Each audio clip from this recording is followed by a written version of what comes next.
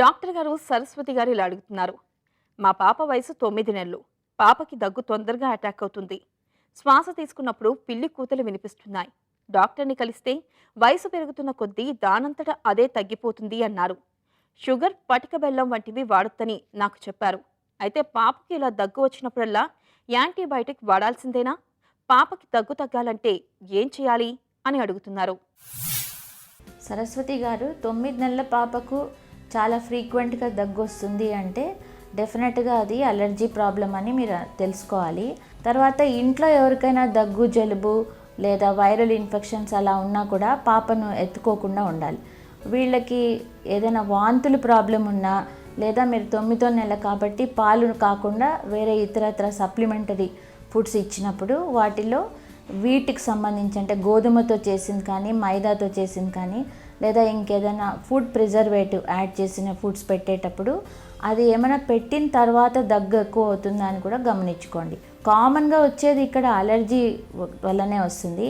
But infections కూడా రావచ్చు. Viral infections కానీ బ్యాక్టీరియల్ ఇన్ఫెక్షన్స్ కానీ ట్యూబర్క్లోసిస్ వంటివి.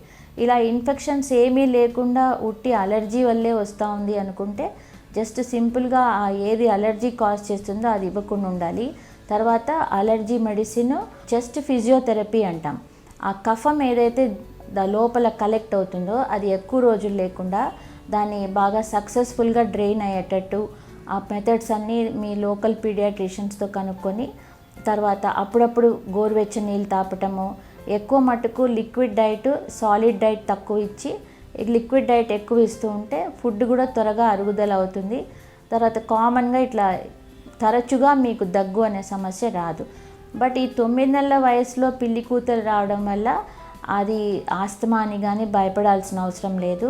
పెద్దగా అయ్యే కొద్దీ ఎందుకు తగ్గిపోతుందని చెప్తామంటే వాళ్ళు కూర్చుంటారు, నడుస్తారు.